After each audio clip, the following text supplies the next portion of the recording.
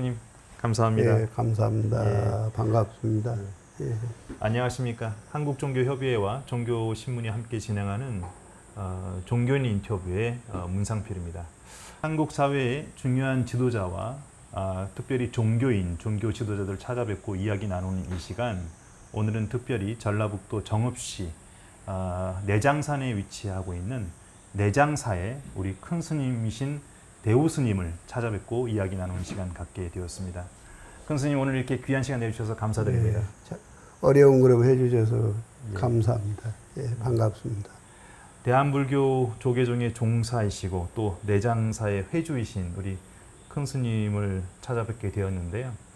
물론 이제 저희들이 내장사를 찾아오면서 우리 내장산 자체에 아주 푸르른 나무들, 그리고 이 자연 환경도 좋지만 오늘 스님 직접 뵙고 보니까 부처님과 같은 그 인자하신 미소가 저희들을 아주 따뜻하게 맞이해 주시는 것 같아서 너무 감사드립니다. 잘 오셨습니다. 예.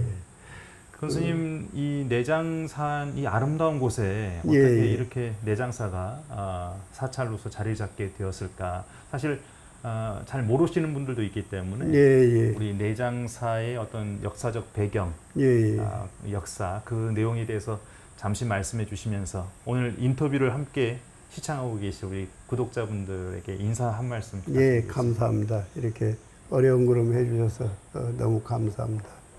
그 내장사는 그 조선 팔경에도 자랑스러운 명소로서의 그 자리를 가지고 있습니다. 그래서 또 특히나 단풍은 조선 팔경에도 하나의 명소였던 곳으로서의 그 명승지이면서도 또 그 내장산에는 내장사라고 하는 절이 있어가지고 더 한층 이곳을 찾는 이들의 마음의 고향이 되기도 하고 또 역사적 그 문화유산이 있는 곳이기도 합니다. 그 왕조실록을 그 유네스코의 기록문화의 유산인 우리 자랑스러운 유산인 왕조실록을 이곳에서 보관했습니다. 그래서 오늘날 그 왕조실록이 유네스코에 등재된 문화유산도 이곳이 아니었더라면은 일제 때 소실이 되었든지 그들이 훔쳐갈 수 있었던 것을 이곳에서 지켜냈습니다. 그런 말이자면은 호국의 도량이기도 하고 문화유산을 잘 지켰던 그런 곳이기도 합니다.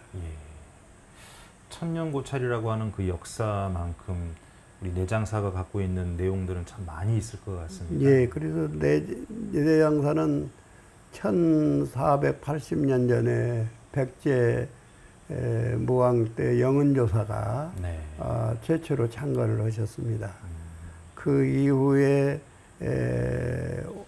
전해지에 오면서 근대에는 이제 항명선사라고 하시는 분이 한국 불교계에 그야말로 역사 또 정신적 주인 그런 어른 또 박안영 스님이라고 하는 석전이라고 하는 한국 근대의 후학들을 다 양성해내신 큰 스승이 이곳에서 주석하셨습니다.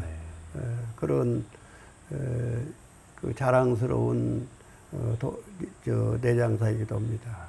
그리고 내장사는 보물이 많다고 해가지고 그렇습니다. 그래서 내장이에요. 감춰진 보물이 많다고 해가지고 그래서 이제 내장사에는 그 신선봉도 있습니다. 바람 한 봉은 신선이 된다고. 그리고 또 불출봉은 돌부처들이 웃고 있다고 해서 불출봉이.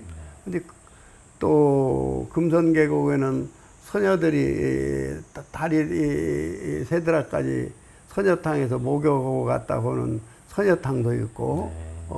그러나 이제 그런 것도, 그런 전설의 이야기도 있지만은 그보다는, 단풍이, 아마, 그 오색 단풍은, 가장 아마, 대한민국에서도 또 세계적으로도, 네. 유명한 그런 명소입니다. 맞습니다. 예. 내장산 하면 다들 흔히 아는 것이 단풍이고 예.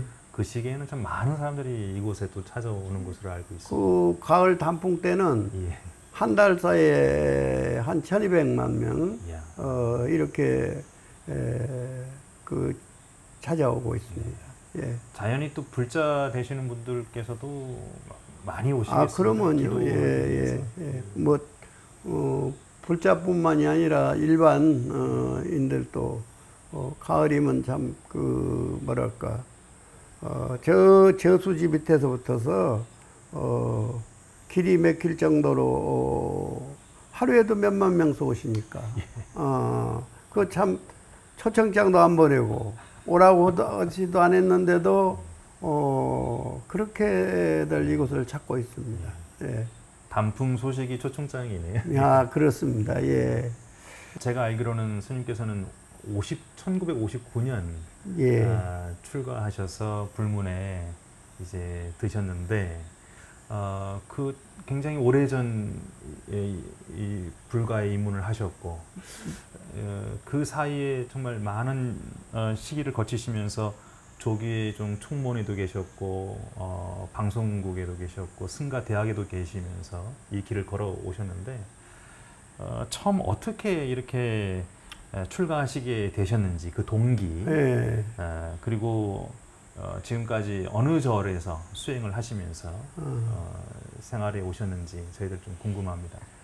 다 그 인연이겠지요. 왜냐면은 제가 그 13살 먹어서 어렸을 때 집을 나와서 집을 나온 거죠. 뭐 출가라기보다는 나온 후에 출가라는 말을 썼는데 그 나이 좀 먹어서 저 절간에 가면은 나름대로 뭐 사정이 있고 또 그럴 만한 충분한 이유가 있었지 않겠습니까?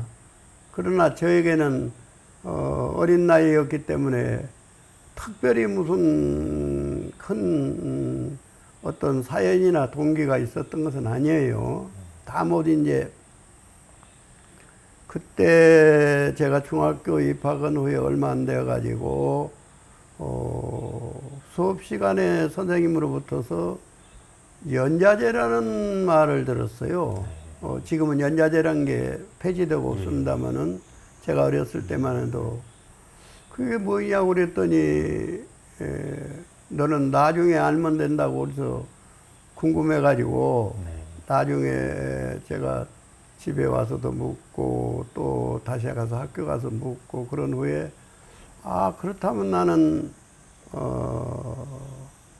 이게 공부를 해서는 안 되겠고 절간 같은 데 가가지고 도수를 배워야겠다.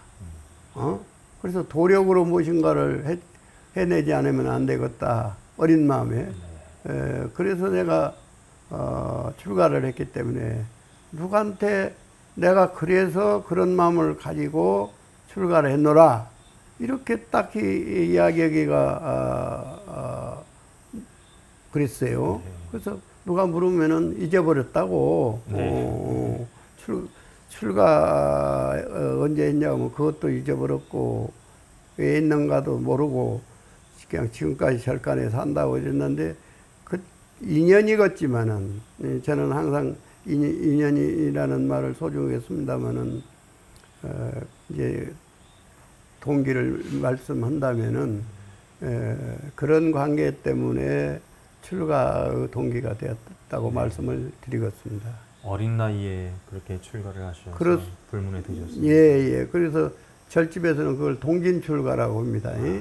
어렸을 때니까 아이 때 출가니까 동진 출가라. 그러면 당시 우리 스님을 이끄셨던 우리 은사 스님은 어떤 분이셨는지. 예, 저는 이렇게 부족합니다만 저희 은사 스님은 그 박안영 스님이라고는 한국 불교의 강맥을 전교하신 스님의 첫 제자이십니다. 저희 스님은 운자 기자신데 아주 대강백이셨어요. 지금 이 조계종 종단의 강사들이라든가 후학들을 양성하신 분은 그 저희 스승님의 다 거기에서 후학을 그 공부한 후진들이라고 말씀을 자랑스럽게 드릴 수 있습니다. 운자 기자 스님이신데 그거로는 평생을 교육사업에 후학들 양성하는데 매진하셨죠. 자랑스러운 스승이십니다. 그렇게 훌륭하신 또 은사 스님을 뵙는 것도 큰 복이신 것 같습니다. 저는 큰 복인데 제가 그 은사 스님을 뛰어넘지 못해가지고 항상 죄스럽습니다. 예. 아, 그렇다면 스님 60년이 넘는 세월을 이제 이 수행의 길을 걸어오고 계십니다. 그렇다고 한다면 이 긴 세월 동안 어떻게 보면 스님의 이 수행의 길을 변치 않고 굳건히 걸어갈 수 있도록 해주고 있는 불교적 가르침이라고 할까요? 스님께서 가장 중심에 두고 계시는 불교적 깨달음의 그 중요한 내용은 뭐라고 할 수 있을까요? 인연법이죠. 인연법. 인연법에 눈을 떼야죠. 좀 더 자세히 말씀해 주시면 감사하겠습니다. 그 개체적으로는 존재하는 것은 하나도 없습니다. 네. 관계 속에서밖에 존재할 수 없어요. 나는 누구로 하여금 내가 있겠습니까? 나는 너로 하여금 내가 있게 되고 너는 나로 인하여 내가 있게 됩니다. 네. 이것이 있음으로써 저것이 있게 되고 저것이 존재치 않으면 이것도 존재할 수 없는 거예요. 그렇게 상관관계 속에서 존재할 수밖에 없다는 거. 네. 그래서 나와 우주 만유가 한 생명체고 인류가 한 가족이고 세계가 하나이고 너와 내가 아닌 모두가 하나이라는 거. 그래서 여기서 동체 대비심도 나오는 거고 그렇습니다. 어쨌든 이것이 존재함으로 저것이 존재한다고 하는 것은 개체적 존재는 존재할 수 없다고 한다면 우리는 어떤 관계 속에서 살아가느냐. 은혜와 사랑 속에 살아가는 거야. 네. 그러면 은혜와 사랑 속에 살아가니까 감사하는 마음이 샘솟게 되는 거죠. 혹자는 절간에서 그 힘든 세월을 어떻게 보냈느냐 하지만은 저는 너무 제가 은혜의 빚을 지고 살고 감사의 바닷속에서 또 은혜와 사랑 속에서 살고 있다는 것을 충만하게 느끼고 있고 또 감사하는 마음을 놓지 않고 살려고 노력하고 있습니다. 예. 그래서 그것이 인연법이라고 하는 것, 인연이라는 것을 불교적 용어로만 생각할 것이 아니라 이것이 씨앗이 있으면은 그 과정에 열매가 있듯이 우리는 관계 속에서 살아갈 수밖에 없고 살아갈 수밖에 없다는 거. 그렇다고 한다면은 우주 삼라만상이 내 생명의 분신체이기도 하고 화연이기도 하고 그 속에 우리는 함께 더불어서 살아가지 않는가. 그냥 요약해서 말씀을 드린다면은 나는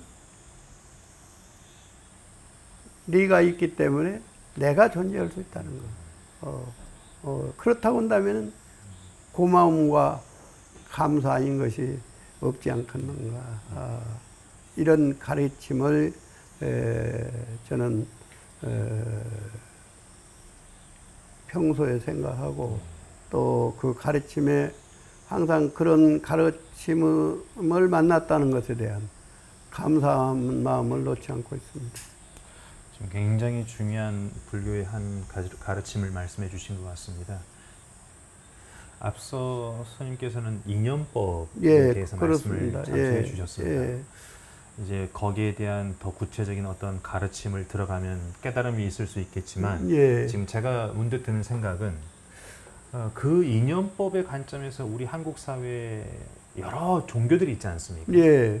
그 종교들을 바라보았을 때 한국 사회는 참 세계사에 유례없는 다종교 사회임에도 불구하고 어떻게 보면 평화로운 공존을 유지하고 있는 것처럼 보이기도 합니다. 뭐 예. 특별히 무슨 테러가 일어난다든지 그런 문제가 없기 때문에.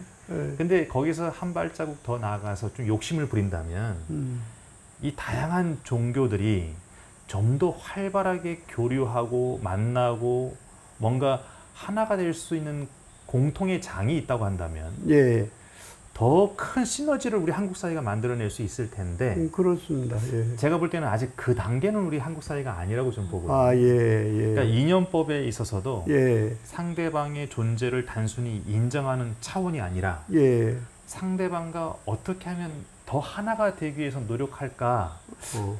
그런 차원에서 우리 한국 종교 사회가 좀 더 하나가 되기 위한 방향은 뭐가 예, 감사합니다. 있다고 예, 보십니까? 그 부분은 모든 종교 지도자나 또 종교인들이 생각해야 할 바고 또 좋은 말씀을 주셨어요. 그러나 제가 드리고 싶은 이야기는 우리는 이걸 한번 들여다보면은 좋을 것 같습니다. 예. 이 꽃이 붉은 꽃도 있죠. 예. 잎이 푸른 잎도 있고. 그렇죠. 근데 뿌리를 들여다보면은 꽃이 붓거나 푸르지가 않아. 뿌리는 하나야. 네. 종교라고 하는 이름이 달라도 각자 그 종교 본연의 자리에서 제 모습으로 살아주는 거, 예. 활동하는 거. 예. 어? 꽃이 붓고 잎이 푸르다고 해서 뿌리가 붓거나 푸른 것이 아니잖아요. 그렇죠. 어? 이름이 다르다고 해서 다른 게 아니에요. 하나가 전체고 전체가 하나인 거야. 네. 삼각형이 모형이 다르고 네모가 형태가 다르고 동그라미가 형태가 다르다고 해서 아 삼각형은 삼각형이고 네모는 네모고 동그라미는 동그라미다고 생각을 하니 몰라도 네.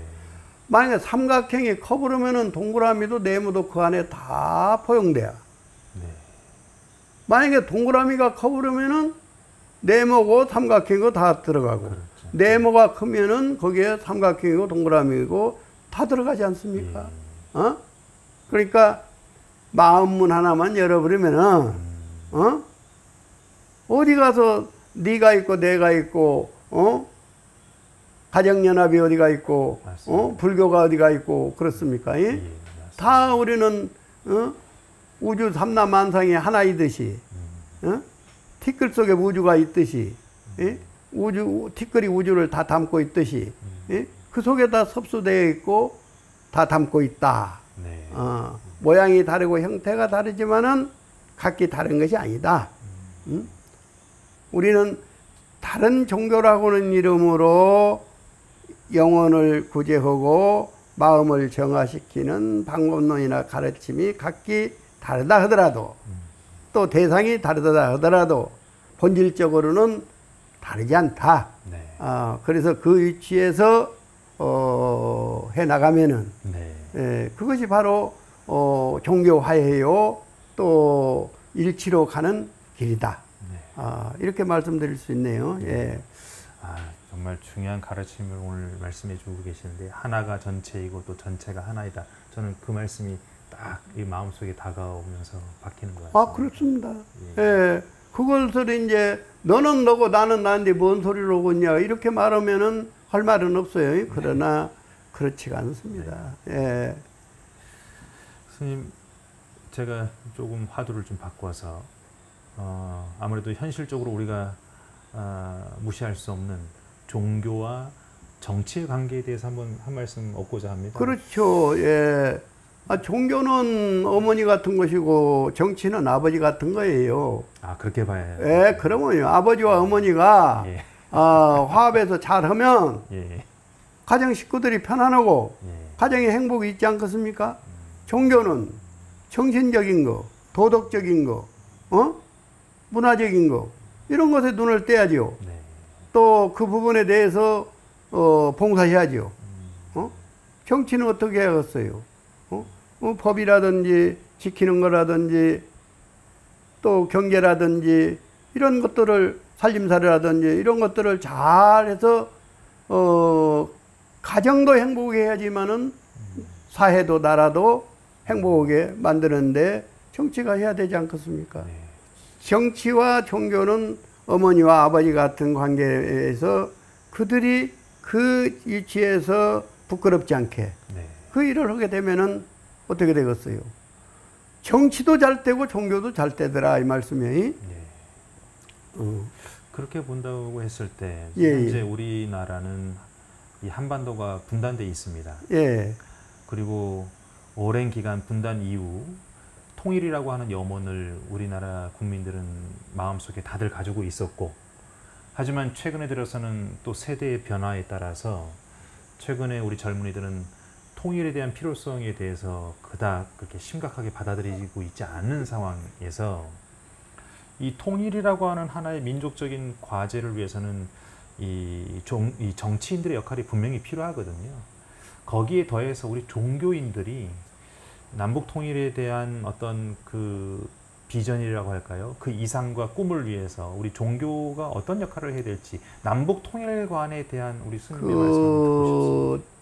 지구상에 핏줄이 끊기고 나라가 동강 나가지고 통한의 아픈 세월을 70반세기가 넘게 보내는 나라는 우리가 몸담고 있는 이 땅의 분단의 비극 아닙니까? 네.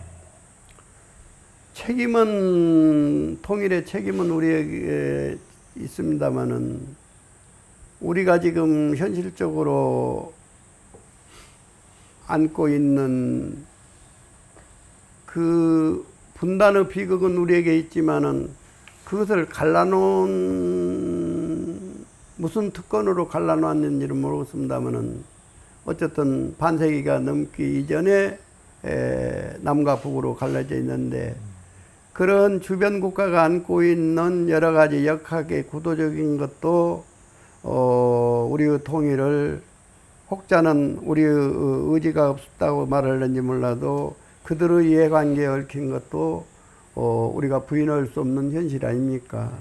그러나 나는 핏줄이 이어져야 되고 분단의 비극은 우리의 꿈에도 소원이 통일이듯이 통일로 가야 됩니다. 그러기 위해서는 온 땅이 봄날이 돼서 깨어나면은 들풀들도 춤추듯이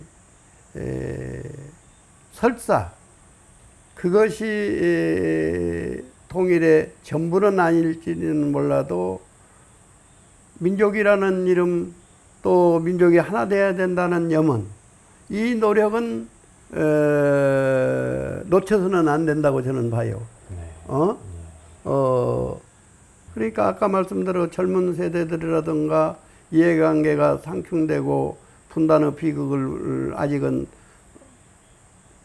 뼈아프게 느끼지 못하는 상황이나 입장에서는 더러 걱정스러운 우려도 없지 않아 있기는 합니다만은, 아마 그들도 더 나아가서 조금은 시간이 가면은 이 고착돼서 분단의 국가로 남아있는 것을 원치 않을 것이다. 네. 저는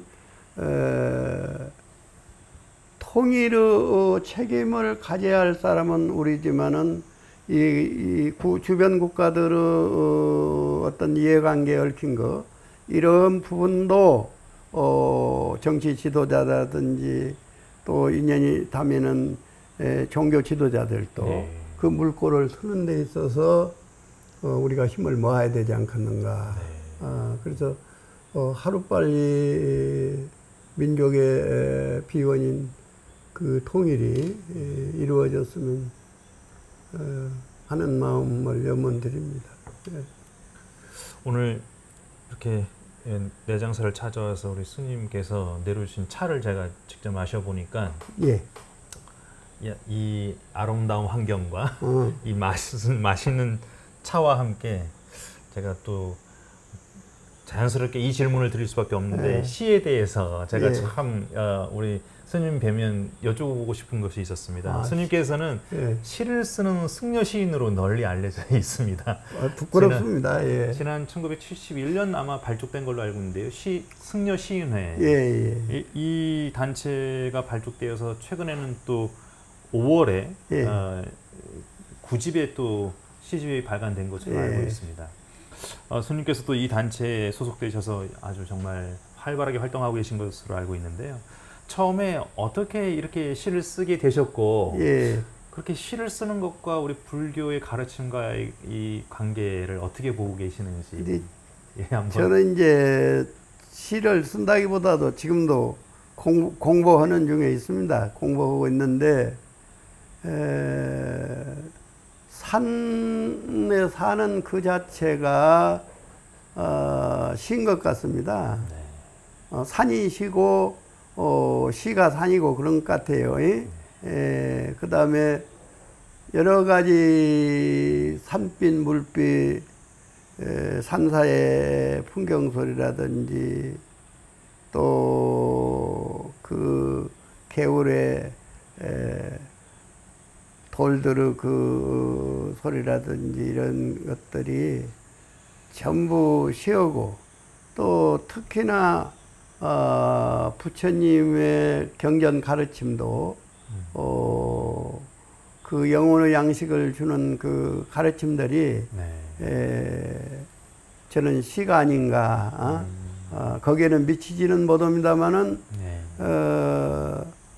절에서 환경, 절에서 생활 또 그런 것들이 다 시가 아닌가. 시가 따로 있다고 저는 생각하지는 않아요. 아, 그러세요. 예, 예. 근데 스님 유독 예. 부모님 예. 그리고 특별히 어머님에 대한 이 시상, 이 주제를 우리 스님께서는 참 즐겨 하시는 것 같습니다. 혹시 그런 특별한 이유가 있으신가요? 그건 이제 개인적으로는 뭐 시가 담고 있는 그 정신이라기보다는 일찍이 이제 모두에도 말씀드렸습니다만 일찍이 집을 나왔고 네. 또 어머니와의 이산 가족인 만남이 없이 한 세월을 보내고 또 그러다 보니까 인연이 다해서 저승으로 가신 그 어머님에 대한 어떤 회한의 아픔 이런 것들을 잠재적으로 표현하고 있지 않는가 그렇게 말씀을 드릴 수 있습니다. 특별히 이른 나이에 또 출가를 예. 하셨기 때문에 예. 더 그러신 것 같아요. 예, 그래서 그것은 뭐 제 글이 그 시라기보다도 개인적으로 그런 마음이 마음 한 구석에는 숨어 있지 않는가 그런 말씀을 고백드립니다. 예. 스님께서는 그 세계적인 종교 연합운동 그리고 평화 통일운동에 앞장서고 계시는 한학자 총재님에 대한 시로 예. 최근에 평화의 어머니 한학자님이라고 예. 하는 시를 또 예. 쓰셨습니다. 어떻게 이 한학자 총재님의 평화운동을 알게 되셨고 그 내용에 대해서 어떻게 생각을 하시는지. 우선 제가 이제 조계종 총무원에 있을 때 이재석 회장님이 종교연합회 운동을 할 때 각 종단의 거시기들이 이사로 참여를 했습니다. 그래서 이제 원장이 조계종의 원장 스님이 이사로 참여한데 제가 참여를 하게 되었어요. 제가 그때 경운부장을 할 때. 그래서 이제 그 인연으로 크고 작은 행사에 참여하게 되었고 그런 가운데 우리 그 문선명 총재님을 뵙게 됐고 또 그 시간이 흐른 후에 또 우리 김조 국장님이 그 한학자님에 대해서 스님이 참 생각나는 대로 글을 하나 써줬으면 좋겠다. 나한테 명령을 하셨어. 그래서 내가 한학자 그 평화 어머니 네. 그렇게 써서 그때 그 모집 수기에 발표를 했던가요? 그거 아마 그렇게 그랬을 겁니다. 예. 그렇게 해서 쓰게 된 겁니다. 그 시를 쓰실 때 혹시 특별한 느낌이나 어떤 감정의 내용들이 있으십니까?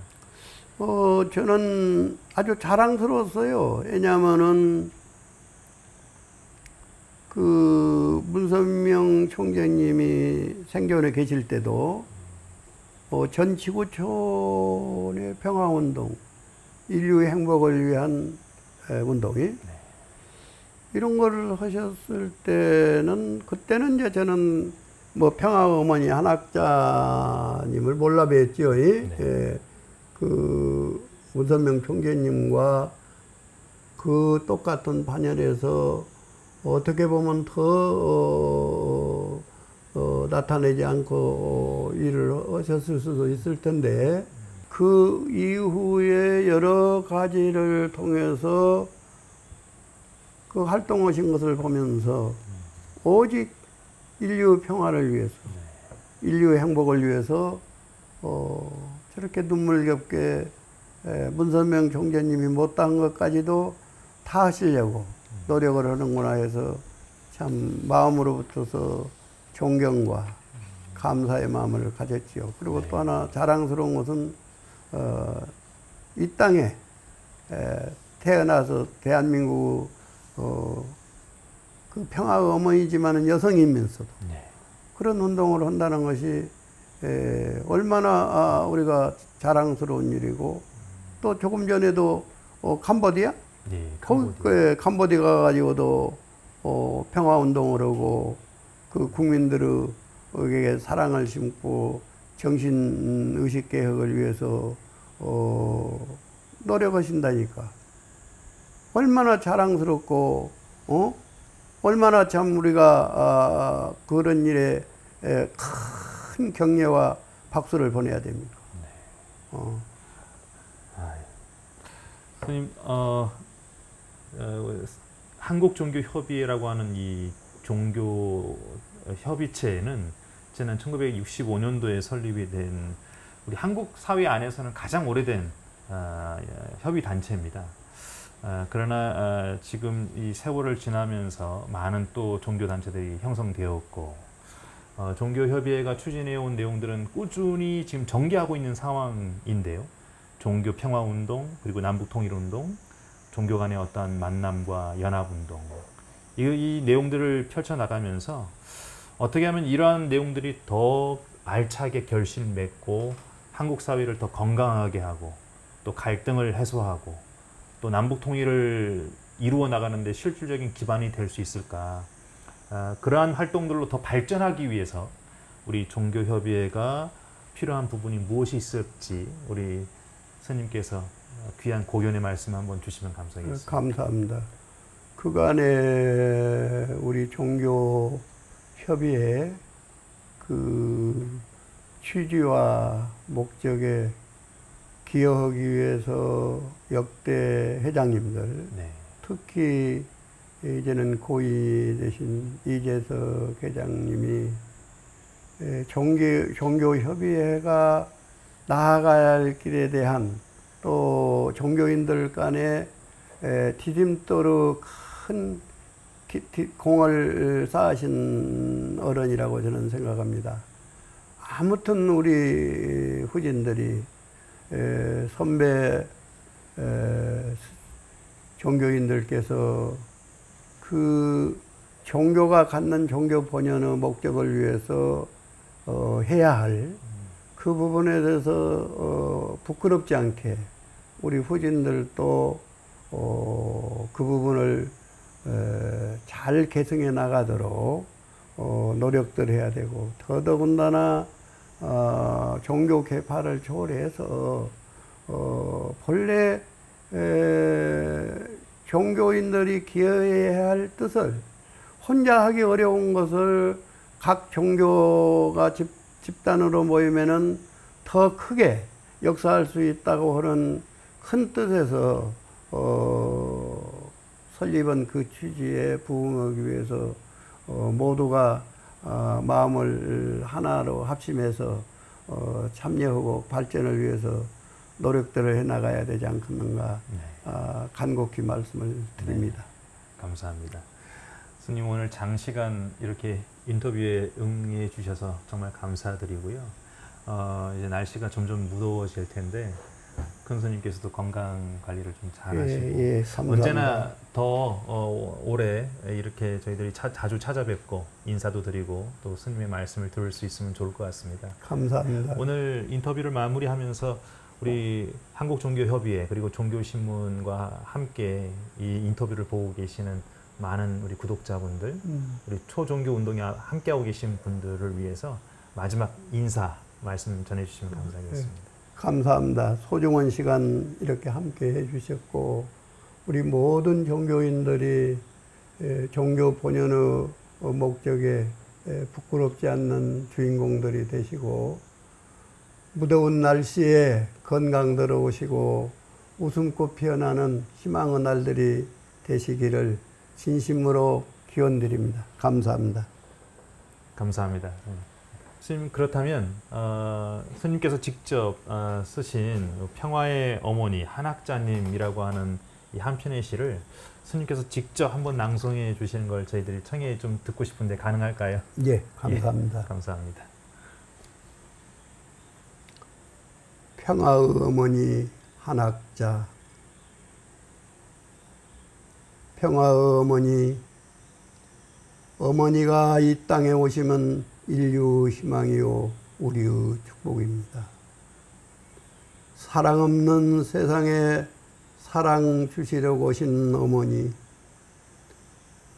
눈물로 타버린 가슴 쥐고 꿈속에서도 눈물 줍는 그 세월이 얼마이셨던가요?